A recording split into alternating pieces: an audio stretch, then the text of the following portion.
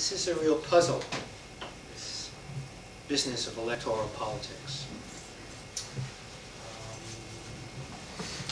A lot of people have lost any confidence they ever had that this exercise makes any sense. I was having a very interesting discussion with Dr. Weinstein earlier, in which he pointed out to me that, according to fairly reliable statistics, only 50% of the people who are eligible to register to vote register. And only 50% of the people who are registered vote. Therefore, we are now talking about 25% of the population. And to get a bare majority of that 25%, you need 13% of the population, of the voters. 13%. So we have now in this country something very much like government by 13% of the electorate.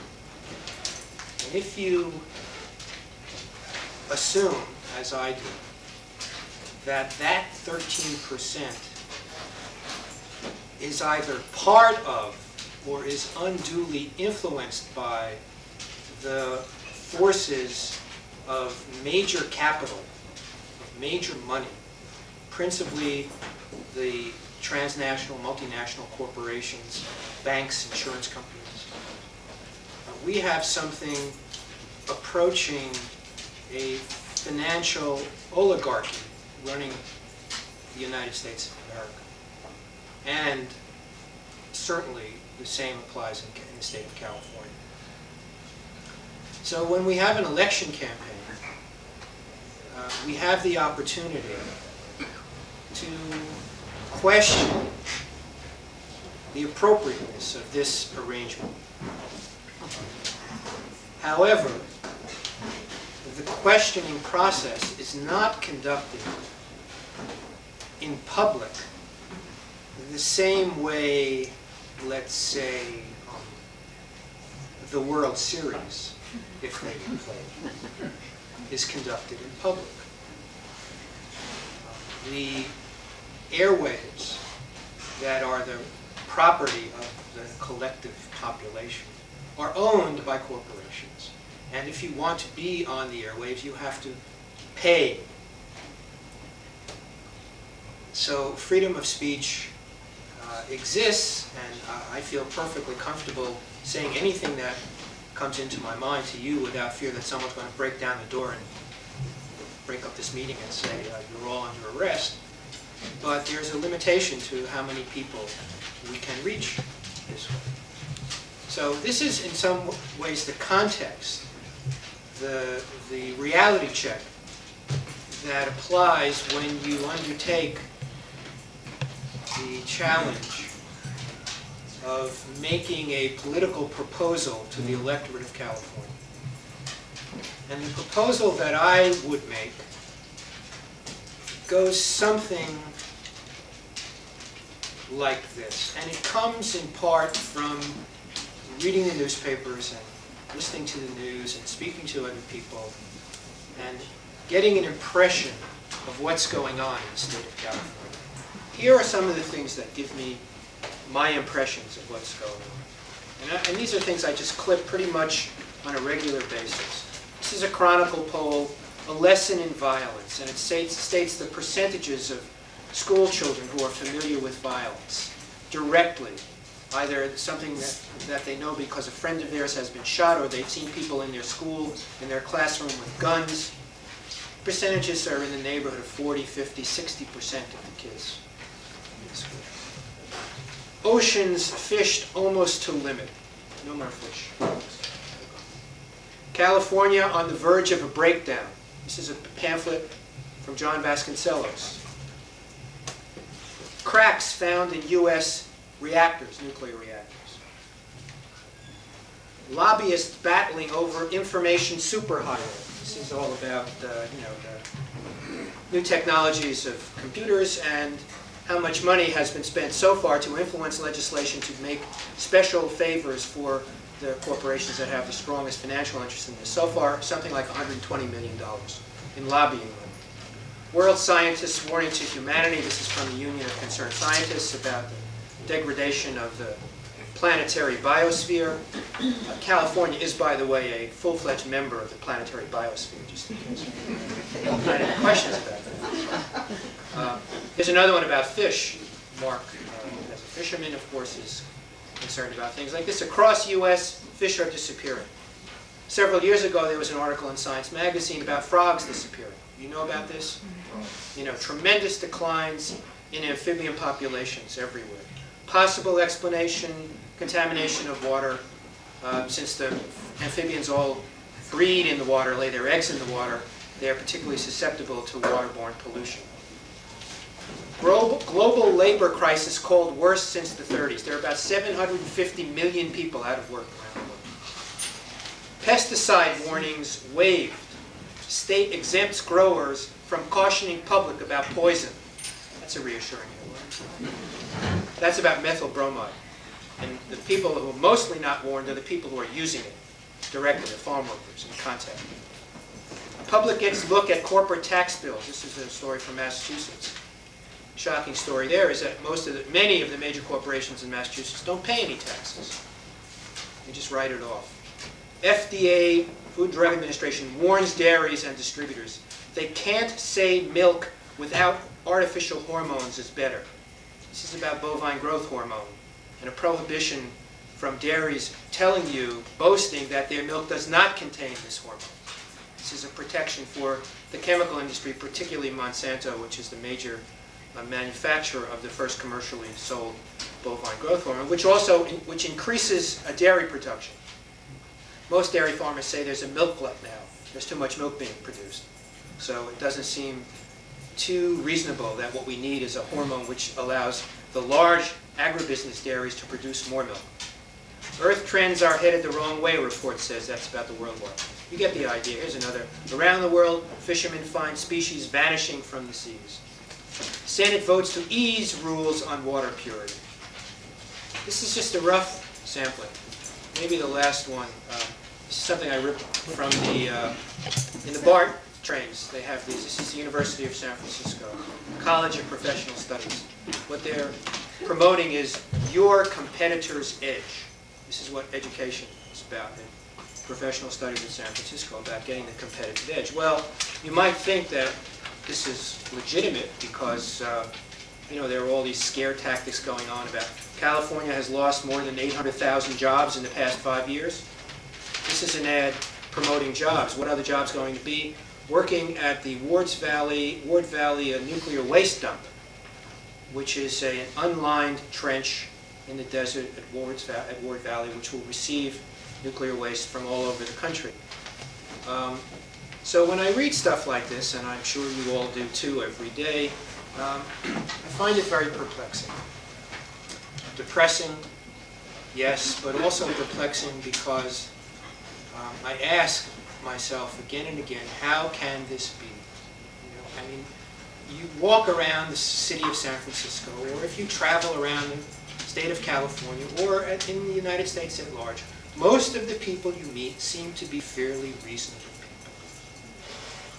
people. There seems to be a tremendous disjunction between the common sense understandings that people have about the world we live in and what would constitute a healthy way for all of us to live in that world, and the political process which has put into place a seemingly limitless number of unhealthy practices and policies. And I mean healthy in the broadest sense of that word. From the air that we breathe to the streets that we live on and walk down. There is something unhealthy afoot in the body politic, and it has been for a long time. And the basis of my candidacy and the basis of Green Party activism and Green Party political aspirations is to hold a mirror up to this disjunction, this kind of unbelievable dissonance between our response to what we see happening and our aspirations for what we would like to see happen. And to try to rally people to the understanding that it doesn't have to be this way. This is why I have been willing to undertake this effort to conduct the Lieutenant Governor's campaign on behalf of the Green Party for this next 2.5, 3 months, in the hope that we may be able to do something which will shock the body politic, and certainly which will shock the so-called experts that we see on television and hear on the radio and read in the newspaper, for whom politics is nothing but a combined advertising campaign and a horse race. And in a horse race, most commentators tend to focus on the favorites. The Chronicle, San Francisco Chronicle, when they print the news about a horse race, they are at least willing to print the name of the long shots. You know, if you ever looked at in the sports section at the racing form, when they say who's going to run in the race, they list all the horses entered. They are not kind enough to do that for political candidates. If you would read the Chronicle the day after the filing, you would find out that the Democrats are running so-and-so and the Republicans are running so-and-so.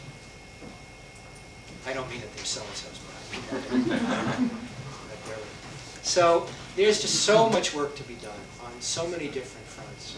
What is the basis of that work? I believe that the basis is to point out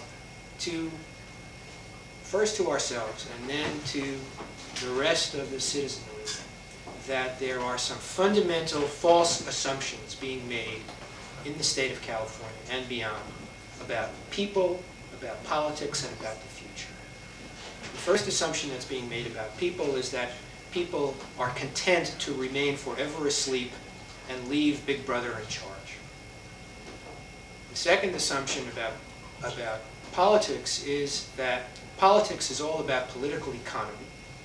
Political economy is all about growth, growth and more growth. And the answer to growth is put your trust in the big corporations because they're the people who provide the jobs.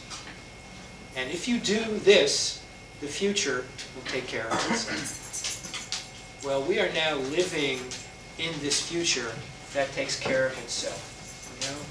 Around the world, fishermen find species vanishing from the seas. How long do you think human beings have been fishing in the oceans?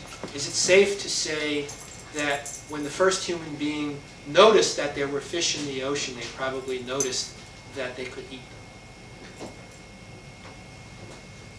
Longer than any of us can count with accuracy, but certainly for 10,000 years, yes? I mean, is that safe to say that people have been eating fish for 10,000 years? How long has it been since the fish have been disappearing? Maybe 30 years? What is the ratio of 30 to 10,000? How long has it been since we have started putting chemicals into the atmosphere that have resulted in the depletion of the ozone layer, which is resulting, if I'm to believe what I read in the newspapers, markedly increased rates of skin cancer in the southern hemisphere? How long has it been since we've been putting chemicals and other effluents into the water stream, whether it's creeks, rivers, lakes, and eventually the ocean, so that that global ocean is contaminated? All of these are very recent developments. But when people started doing this, they were assuming that the future would take care of itself. Well, we can't assume that. We have to start taking care of ourselves and our planet and our politics sooner rather than later.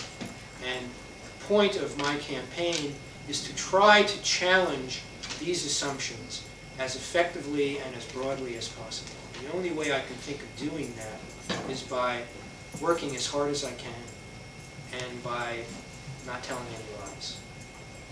And I think that what I'm saying to you about these issues is that they're important and that they have some bearing on the lieutenant governor's race in the state of California.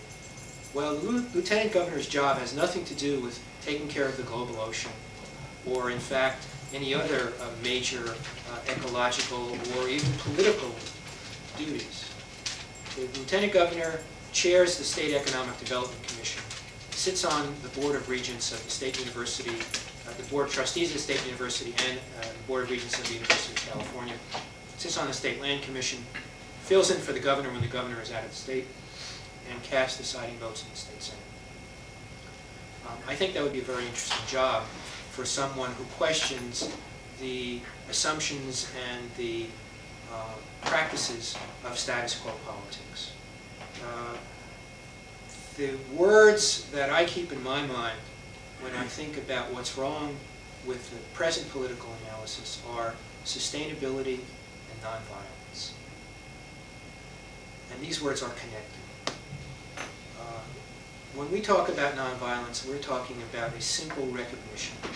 That is that all of us are kin, that we are all related to each other, and that everything on the planet is related to everything else. That the life of this planet is derived from and descended from the stuff that made the stars. That chemically we are all related. Psychologically we are obviously all related. And when we commit violence, we are in fact breaking that relation. We are destroying that relation. And we are committing, in effect, a self-destructive act. So Gandhi said a long time ago, we will eventually either have nonviolence or we will have non-existence. He said that when he heard about the existence of the atomic bomb. And for many of us in the peace movement through the years, we have held to that understanding. But I believe that that understanding now is starting to come forward in many other venues. For instance, there are now active programs in schools to teach conflict resolution and nonviolent behavior to kids. Obviously, this is absolutely necessary. I mean, we need to have peer-directed, peer counseling, peer mediation programs in every school. It probably should start in elementary school. That in a culture which has such a long history and tradition of the glorification of violence, we need to start acting to create the antidote in a very practical way. That's one way that we can do it. As far as sustainability goes, this is now a buzzword in certain advanced circles of environmentalists, planners, and so on. But I prefer to think about it in a very old-fashioned way, that is old-fashioned, that comes from Native American people.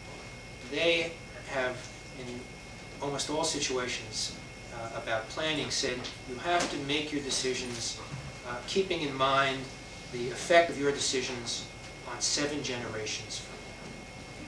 You've probably all heard that phrase, 7 generations. And that's a very common marker in Native American thinking, 7 generations.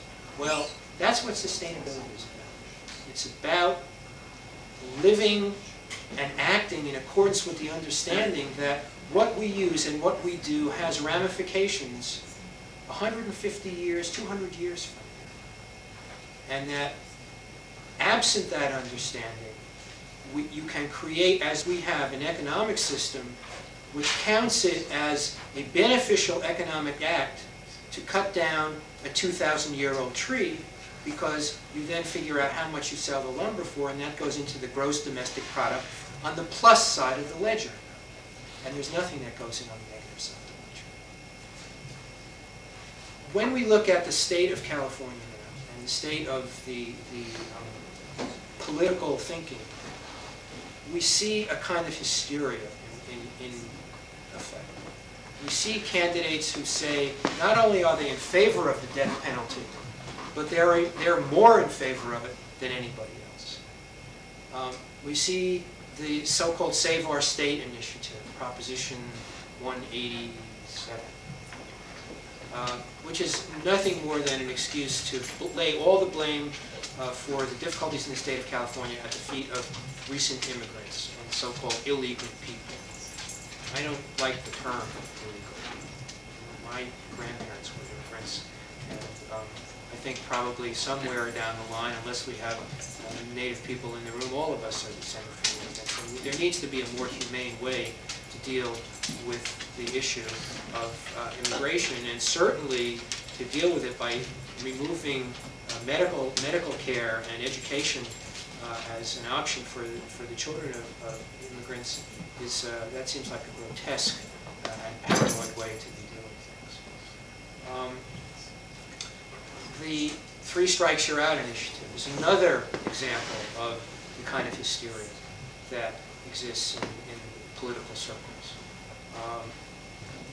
The prison building program in the state of California is the largest construction program in the state, and more money is spent on building prisons. It's slated to be spent on building prisons than on education. These are really frightening commentaries, I think, on what we have going on. How can we do something about it? Well, one thing we can do is speak out. Another thing we can do is organize. And we can combine those in the form of political action, both outside the electoral arena and inside the electoral arena. Greens and Green allies have been involved for the past 40 years, at least, in the peace movement, the Ban the Bond movement, the anti-nuclear power movement, the civil rights movement, the women's movement, the gay and lesbian liberation movement, Native American rights movement, and related movements for peace, social justice, and equity. What we have not had until very recently in the United States and in the state of California is an electoral vehicle to kind of roll out at election time and say, here is a vehicle that can represent the aspiration of people who relate to those movements, who consider themselves part of those movements.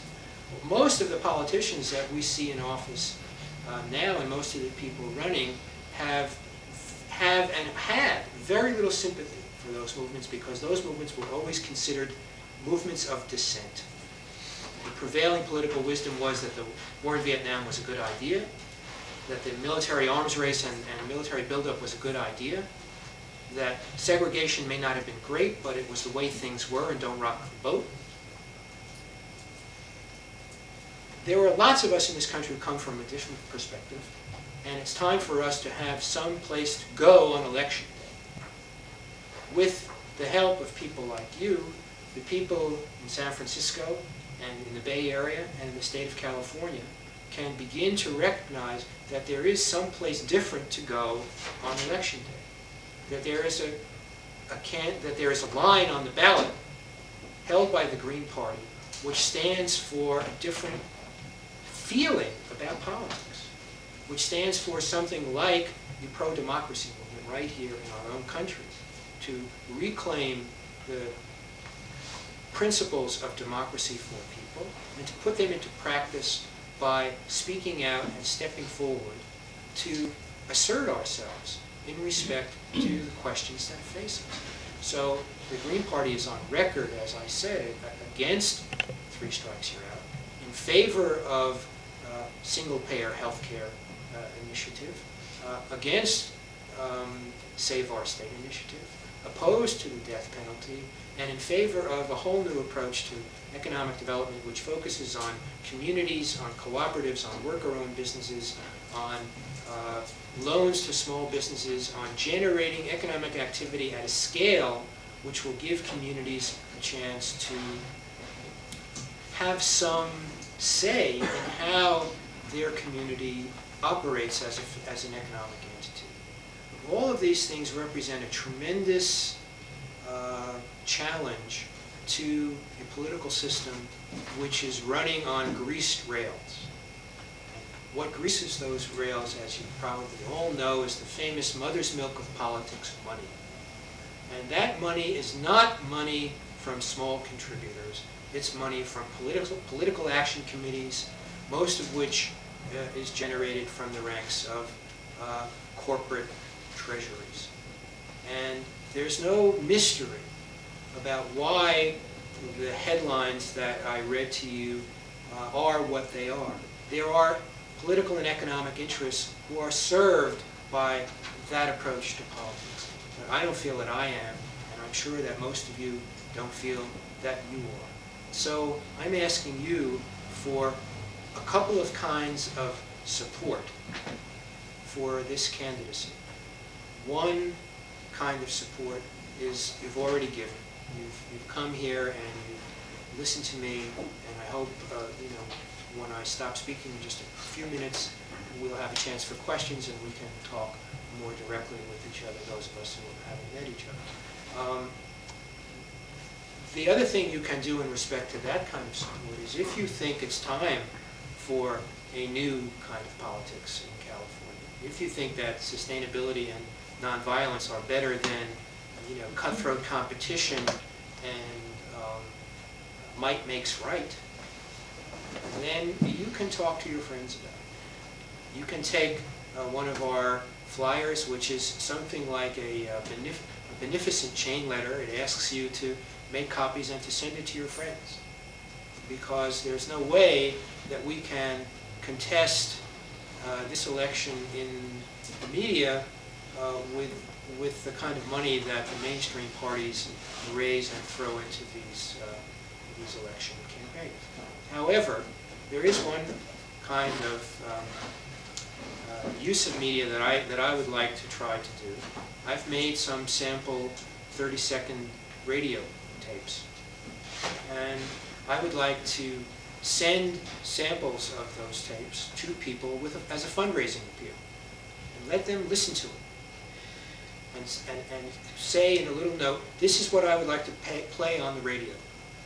And if you like this message, if you give my campaign $100, I can play this tape 4 times on the following station, and it will be heard by a listenership of roughly 138,000 people. We'll get the numbers down. And I'm hoping that money spent to support that kind of exposure will give me a chance to speak to many more people than we can ever fit into the living rooms around the state, and will give me a chance to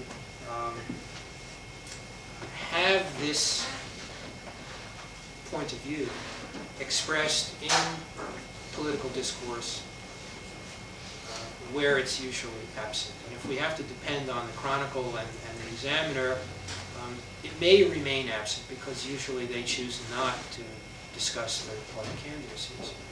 But since the basis of my candidacy is the feeling that something is dreadfully wrong, I am prepared to at least try to make a real pest of myself to get this message heard by as many people as possible.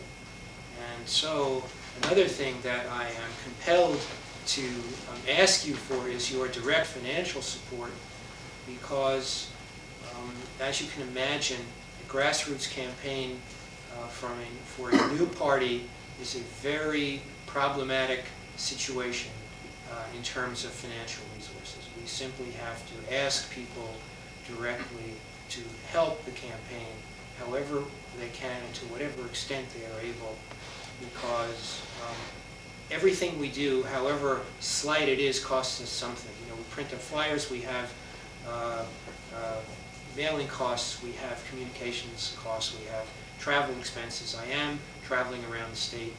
I'm expecting to make a 2-week swing through Southern California in the middle of next month, and then to repeat that again in October. I hope to cover the rest of the state in as much of a comprehensive fashion as I can. Everybody who's working in the campaign is a volunteer. I am pretty much just giving up my work, which is book editing and book development. I have for the last month or two, and will continue to do that for the rest of the campaign. So I'm asking you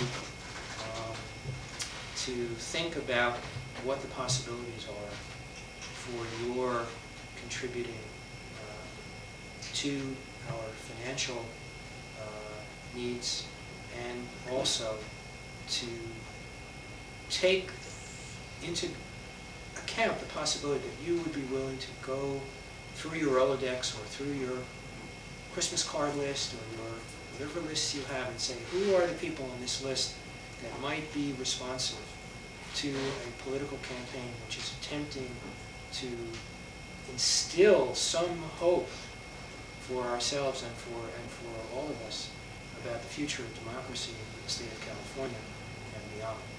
You know that a lot of people outside of California pay attention to what happens inside of California. And I think that if we could make a vigorous showing of the green flag in California, it would go a long way to shake up the political complacency and to overcome some of the political skepticism, pessimism, and loss of hope that we see around us. So I'm committed to trying to do this, and I will welcome any questions now or comments that any of you have, and I thank you for your attention.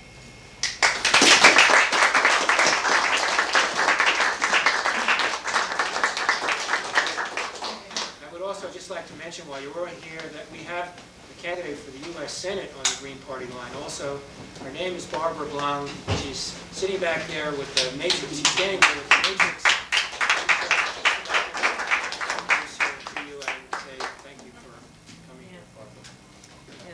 So are there questions? Any questions that anybody has? Who is the candidate for governor? We don't have a governor's candidate. We had a number of people who offered themselves to the party, and we have, unique among the parties in California, we have the option to vote for none of the above. That is, if the registered Greens feel that none of the candidates would truly represent them, or feel that they would rather have no candidate than any of the candidates who select themselves, we can vote for none of the above, and none of the above was the victor in the gubernatorial race. So the highest state office that we were contesting is the lieutenant governor's race. The party had decided in committee not to contest the governor's race because we felt that for our first time out, it would be very difficult to go to people who share our political antipathy to Pete Wilson and ask them to vote for a third-party candidate in what could turn out to be a very close race and, in effect, contribute to the possibility of a Wilson re-election. So we deliberately suggested that the party should not run on the other a candidate for governor. On the other hand, nobody really cares much about the lieutenant governor's race, you know. So we figured we could say to people, well, don't throw your vote away on the same old Democrat and Republican. Vote for a Green. So yeah, we don't have a candidate. Yes. Do the Greens have a position on labor, and especially in terms of rejuvenating the labor movement, rejuvenating the unions, or do they think it's a good idea at all? Well, yeah, we definitely have a pro-labor position. I mean, we have union people in the Greens, and I mean, the labor movement is a movement of, you know, working people and people who represent what I like to think of as honest labor, although unfortunately that's not a term that always comes to mind with union leadership, but we won't talk about that. Yeah. But rank and file people in the labor movement are people who I hope the Green Party would serve their interest better than I think the Democratic Party is now. I've been to forums where it was discussing the formation of a labor party, and I think that's definitely an interesting idea. I would hope that over time the Green Party would come out in a way, in the view of members of labor unions, that they would feel supportive of what we were doing, because I certainly feel that we have solidarity with them their concerns and their attitude. Danny, Yeah. we've got this proverbial hat that we're going to pass. Oh. So if folks want to, Okay, well, I'm hoping that people will be in a position to make a contribution to that box. Yes? Lieutenant Governor, would you support a repeal of Proposition 13? Yeah, I think, well, I would certainly support I would have to be a repeal or else a replacement. Because as I see it, the major effect of Proposition 13 has been to reduce tremendously the amount of taxes that are paid, real estate taxes that are paid by corporations. Because it's the big corporate real estate holdings that do not change hands, and so they are being taxed at the rate, at a minuscule rate. And I have seen some numbers about the amount of money that the state has lost because of that, and they're very high. So I think I would. Now, I don't know how much the Lieutenant Governor, how much the voice would count in that, but I would support that. And I say that as someone who benefits from it, because I live, I have a house. Yeah. My name is Jean Basansany, and I'm doing coordination work on the campaign. And I just want to let you know that I've recruited a handful of people from my company to work on the campaign, and we have a lot of good skills that we would like to put to work in this effort. And we really need some financial help to contribute to the materials so we can do the work. So if you would make your checks out to Moses for Lieutenant Governor Committee, as much as you can, it would be great. And then also, if Barbara would like to say something about the U.S. Senate campaign for the Green Party. Barbara Blum.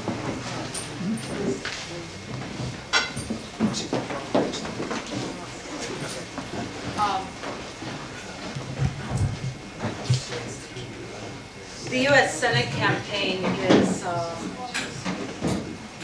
a real money-driven mess right now, and it's infuriated a lot of people in the United States. And I think because it is so disgusting, so out of touch with the people of California and the real concerns of the people here, I think that it is going to be the harbinger of change. That after this, people will start demanding for more accountability and perhaps even laws that will require control of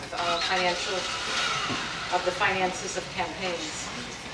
And one of the things that Danny mentioned, and that is really important to myself, to Danny, and to Margaret Garcia, who's running for Secretary of State, is electoral reform, because we see that we don't have a chance, really. Third parties don't have a chance in the two-party system that now exists in the United States. So we have to find the opening for working for proportional representation, working for finance reform, where people who have limited funds can get the publicity, get the attention of the public, and start speaking things that people know to be true. Dianne Feinstein and Michael Huffington seem to be playing their own media campaigns against each other, and it has little to do with the reality of the state, the economic disaster that our people find ourselves in, and the issues of scapegoating and of international finance capital that has run outside the borders of the United States. So we've got, as Danny has told us, quite a full plate, and we can start. And I think that many people are to the point where they feel that we have to have significant change in our electoral process, in the way things work in the media, in the responsibility and the response of average citizens. So I think there is a renewed activism on the part of people, as Danny said. We all lived with great despair and hopelessness in the Reagan years, and people are now coming around to see not only necessary change that would take us back to perhaps the Carter era, but something that's going to take us into the 21st century in a way that we will have much more responsibility of the populace, and we will have vehicles for that responsibility, organizational forms like the Green Party that are responsive. And I personally just want to end by saying that I think that the enormity of the calamity of our lives, the enormity of the destruction of our environment and of our earth and of our bodies and our souls is what has brought us to the forefront now, and that we have a chance with the Green Party to move forward, and I think that we're going to do it. So, thanks for listening.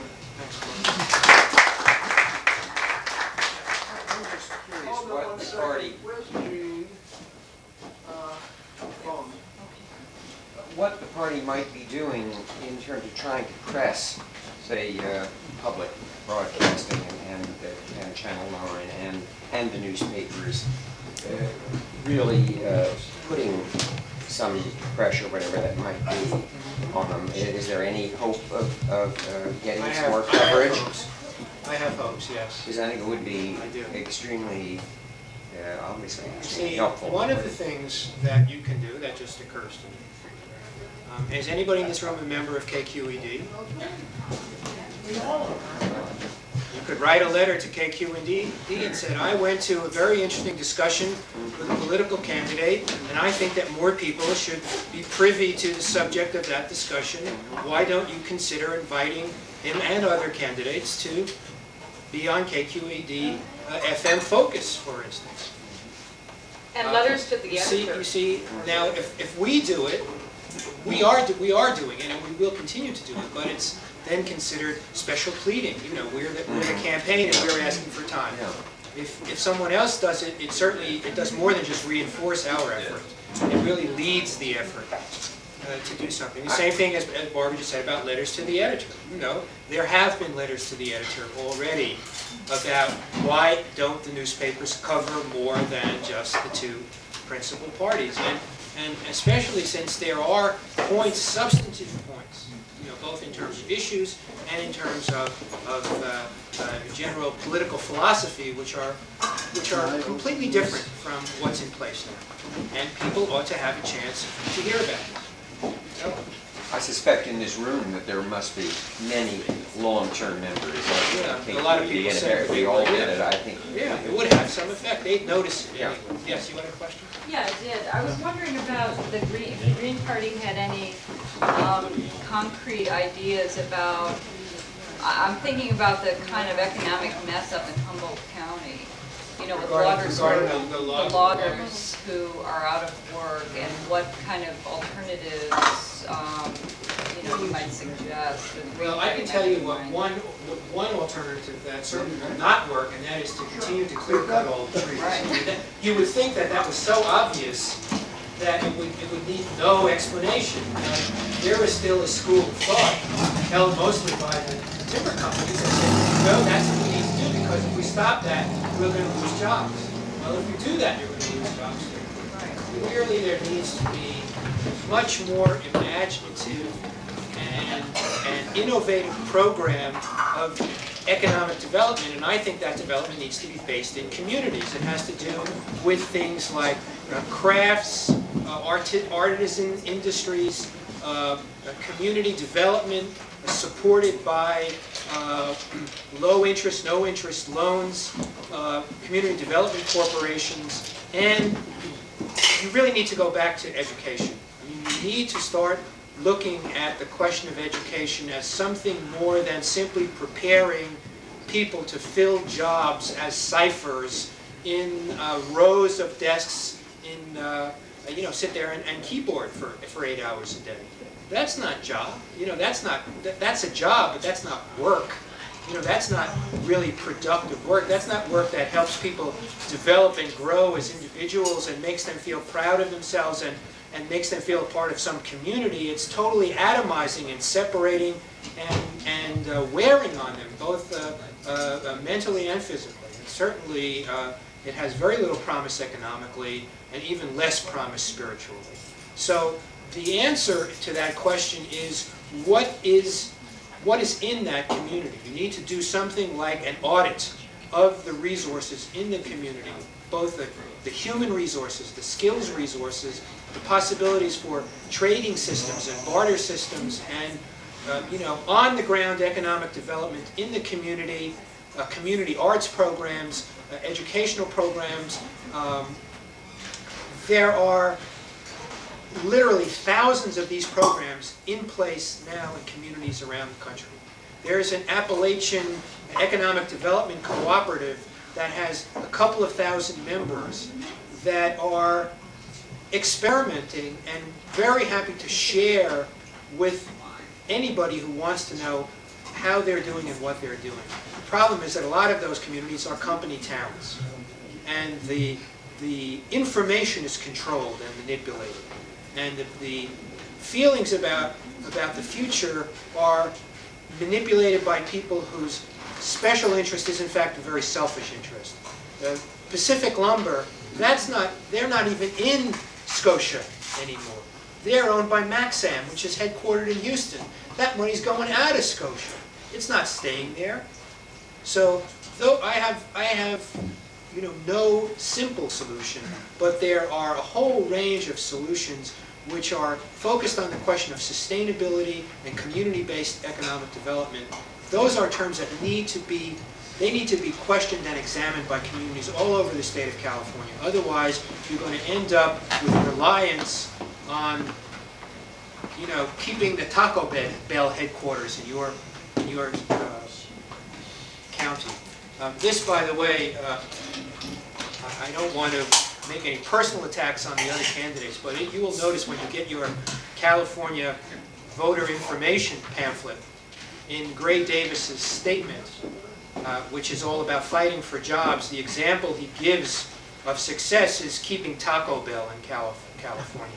I think that's, indicative of a state of mind, of an attitude. I don't think that that's the kind of work that dignifies the workers of California, especially since there are all kinds of really good Mexican food available all over the state. But besides that, that's not the kind of economic development that I think has a long-running future for the people of California. So I don't know, how much more I can say about that, because it really is a question of on-site practicality. What will work in this town? But the idea is to get the people in the town involved in some kind of town meeting, town forum, where they start talking about what the possibilities are and what they need. This is called grassroots democracy. This is not something that is far enough along in most places in the state of California, and we can do something to push it. And what we can do is to recommend it and to practice it ourselves as best we can. And the Green Party is committed. That's one of the basic values of the Green Party, here and everywhere around the world. Is grassroots democracy, and it's time for that in California right now. Yes. What has this to do with the Green Party in Germany? We have kinship with the Green Party in Germany. That is, all the Green parties are around the world are independent of each other and connected to each other. We are connected by our commitment to what we see as the underlying values of green politics. Those values are ecological wisdom, social justice, grassroots democracy, nonviolence, and feminism. Those are the 5 main ones. And then there are 5 others: of sustainable future focus, and community-based economic development, respect for diversity. I can't remember the other 2. But there is a connection. We have interaction with them. There are a couple of people here, Bob behind the video camera, and I have been on this working group, international working group, where we kind of communicate and people go to meetings, we go to assemblies and send representatives, and we have visitors and so on. So we're kind of in touch with each other, but the political situation is very different in Germany. As in most European countries, they have a parliamentary system with proportional representation. So if they get more than 5% of the vote, they get represented in the parliament. If we get 5% of the vote, we wait till next time. To get 5. Yes. As a trustee of the CSU system, what could you see yourself doing to prevent the destruction of the state university? I could see myself asking some painful questions at trustee meetings and representing a different view of what the system is about. The system should be about the educational development and growth of the students and faculty, and not as a job fulfillment service for the major donors to the university system. There are now, I believe there's now one student representative sitting in at those meetings, and that is at the discretion of the members. I think that ought to be a mandated position. I think that there ought to be two. I think that the term of office of the trustee should be short, and I think that there should be some form of public election and public accountability of the trustee. In other words, I think the whole system should be opened up. It's now nothing but a hive of political appointees, and I think they have presided over the decline of a system that, in many regards, was once something that the state could really be proud of. And I am not conversant with the specific issues that the trustees are dealing with right now. It's more a question of attitude. You know, and I went to an unusual university, Cornell University, which is kind of a public-private university. It's partly a land-grant school in the state of New York. It's partly a private university. But I'm a product, if you can call it that, of public education system. My mother was a school teacher for 30 years in the New York City school system. I'm absolutely committed to public education as a necessary component of living in a culture that has regard for the people and their wholeness as human beings. And so that would be a very interesting opportunity to sit in on those meetings. Yes? Aren't the problems more budgetary than esoteric? Budgetary? Yeah, You mean budgetary. the educational problems? Yes. Well, I think that is a part of it. But I think if you have people with the wrong attitude, it doesn't matter how much money they have, they're going to do the wrong things with it. And I think And no matter how great the attitudes are, if you don't have the money. it's good Grant, charity. well, that's true. And I think that there are all kinds of loopholes and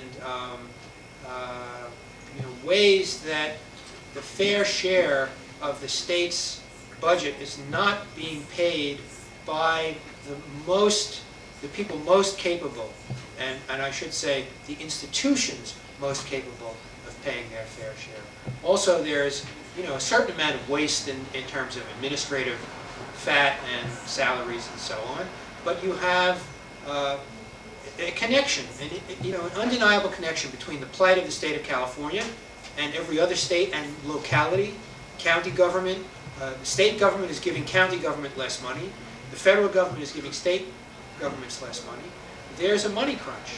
Well, part of that you can explain by the fact that we still have a $260 billion a year military budget. That's an awful lot of money to be spending on something that's totally not productive. And I think that we are still weaning ourselves, perhaps not very successfully, from the military and militarist mindset that has been in place and in which many of our fellow citizens have been complicit for many years. There was no questions asked. There was the evil empire in most people's minds, and we needed to be strong to face up to it. Well, the empire has faded, and we're still spending virtually the same amount of money to protect ourselves, supposedly protect ourselves. That bears a serious scrutiny. This is also the most undertaxed country, believe it or not. If by Western standards, we are an undertaxed country. We have things like subsidy for the price of gasoline. We pay like a third of the price per gallon that the European countries pay. And the reason for that is that's subsidized, just as the automobile industry is subsidized further by roads and all of the kind of hidden payments that are paid by the federal government for their private gain. This is a very complicated issue, and I'm pretty happy to say, not an economist, but I try to pay attention to the issues of economics, because of course there's something that we all face up to. I mean, I have to pay my bills also. But I'm convinced that there is a movement afoot, I know there is in this country, for the conversion of the military economy to a civilian economy. But what has not happened is a change in the paranoia. And we're still looking for enemies. We're still, I mean, you know, the federal government is still, I mean, Clinton today said he would not talk to Cuba. I mean, what's going on, Bill? You know, how about a little conversation? What is the threat? That is, to me, that is just reflex. He's just covering his right flank. He's reflexively saying, I've got to be tough on Castro, you know, because otherwise I'll lose Florida in the next election. Well, I don't like that kind of politics. You know, I think that's short-sighted. I think that the presidency has some responsibility in this, but I think that the states have some responsibility also. You have, in this state, there's a lot of educating to be done. If most of the people in the state, as the polls claim, are really in favor of 3 strikes you're out and the anti-immigrant proposition, then there's a lot of work to be done. And I see this campaign as one of the vehicles for doing that work. Yes? Of course, Clinton lost Florida and won California, but that's something you're not paying much attention to. We have, what, 50% or more of young black males unemployed. We have over 50% of black males in America who have had some run-in with the law of some sort. Clearly, we need some sort of redistribution of wealth in America. How can we address that problem in a non-recessionary fashion? Well, the lieutenant governor is not in much of a position to address that problem in a legislative way. You know, the lieutenant governor has no legislative base and is not generally thought of as an initiator of legislation. The question that you raise goes to you know, kind of the underpinnings of American culture. And so to answer it, I would fall back on a look at history. Here's what I would say. We need to go back mentally to when this country was stolen from its inhabitants. We need to start thinking of 2 events that happened more or less at the same time, simultaneously. The importation of slaves from Africa and the theft of land from Native American tribes. These things both started at about the same time, and they both underlie, I believe, a substantial part of what plays out as inequity and unfairness in American cultural and political and economic life. How can we begin to think about changing the result of 300 years, 350 years of inappropriate activity without first acknowledging its roots? I mean, the source of that activity. And that's not presently acknowledged. I mean, we now have backlash against affirmative action, and we continue to have public disrespect and disregard for the rights of Native Americans and legal disregard for their rights. That is, that, you know, their land is still being taken away, and they are still not at liberty to practice their religion. And this has been decided on by the Supreme Court and commented on very clearly by Justice Brennan, then Justice Brennan, who said, you know, the Constitution has just been amended to exclude the religious rights of Native Americans. This was when they passed the road allowing the Forest Service to put a logging road through Native American sacred land upstate. So I don't know how, you know, in the 60s I worked with the Student Nonviolent Coordinating Committee, and as heroic as those efforts were, in some respects, they were easy because everybody had the visible evidence of segregation in front of their noses. And if they didn't have it in front of their noses, it could be held up to them and they would see it, because you had only to go into, you know, the South in the United States, and as soon as you got out of the train or out of the plane, there was the evidence. Colored only drinking fountains, white only bathrooms. I mean, it just jumped right out at you. And that was so palpably unfair and inappropriate that it was possible to raise public consciousness, as was the idea that African Americans were unable to register to vote. The question of economic redistribution of economic wealth, now you're really getting down to where people feel it in their own pocketbooks.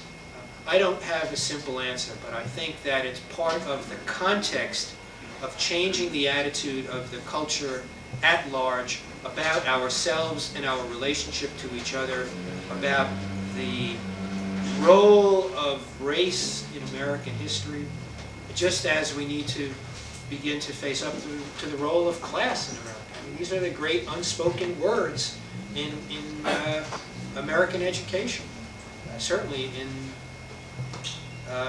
the lower grades, you know. So how to do this in recessionary times, in other words, where is the money going to come from? I don't know the answer to that. I know that there is a lot of money at play, you know, and if you look at the salaries of the principal executives, the guy who's the head of Disney made $80 million 1 year, you'd say, okay, there's some room there for a progressive taxation. But maybe he could make do on $40 million, you know? Gee, that would be a real hardship. It's easy to be facetious when it's someone else's money, but you know what I'm saying. That there really is some kind of, there's a grotesque inflation that's taken place. And it's been driven by the high end of the financial spectrum. So because the high end could afford to pay $100,000 for their Mercedes, you have to pay $15,000 for your Chevrolet, when it used to cost, you know, $2,500. So everything is kind of bumped up, and because some people can pay it, everybody is kind of forced to pay. The percentage that poor people pay in rent is now, in many cases, 50% of their income, 40% of their income. How are people supposed to live like this? Well, they live in constant struggle and in constant fear of homelessness and financial disaster. If you have an answer, Lincoln, to that, that is your neighbor. If you have an answer to that, you could share it with us. I mean, if you have I didn't come here to talk, suggestion, I'll talk about it sometime. if you have a suggestion. Yeah, I have a lot of thoughts on it.